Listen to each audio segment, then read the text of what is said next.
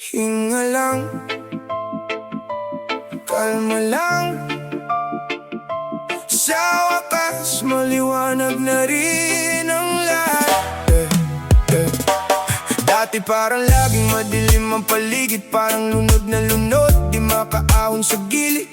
Inubos ang gabi sa pag-iyak mag-isa, naghahanap ng sagot habang nakatingin sa pader. Pero ngayon, wala na ang bigat sa dibdib, tunaw na ang lamig, di na nanginginig. Hindi na kailangang abulin ang anino mo, dahil nahanap ko na ang totoong ako. Hindi naman pala kailangang magmadali para lang hilumin ang pusong sawi.